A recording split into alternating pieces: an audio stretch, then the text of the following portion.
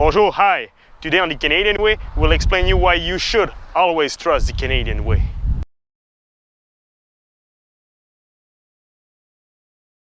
First of all, you need to know that we're French Canadian, so we may screw everything up. Second of all, Canada is a four-season wonderland with harsh winter, peaty road, and moisty temperature.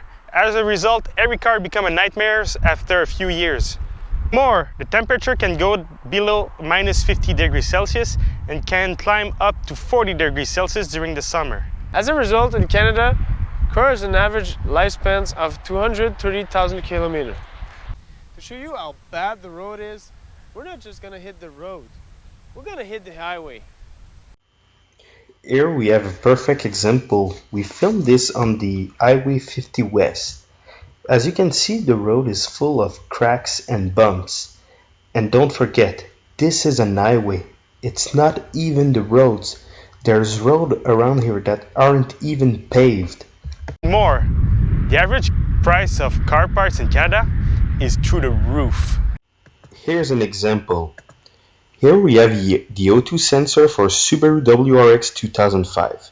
In Canada, this sensor costs $417.79, but in the United States, converting Canadian money, this sensor is $213.02. Here's another example.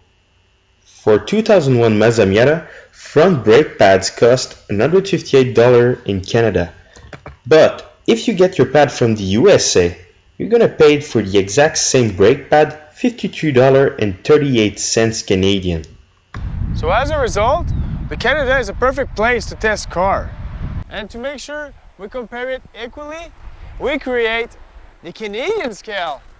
For sports car, we're going to focus more on the driving experience, while daily car, we're going to focus more on the practical aspect.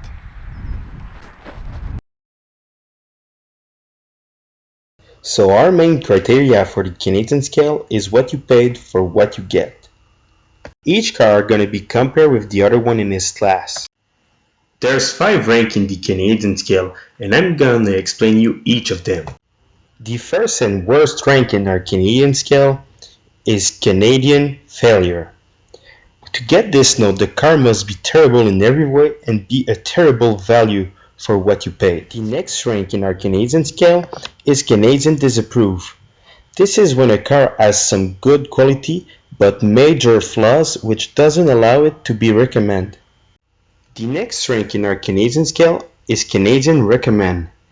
This is when a car is a good value for what you paid but doesn't offer much more than that. Next in our Canadian scale is Canadian approve.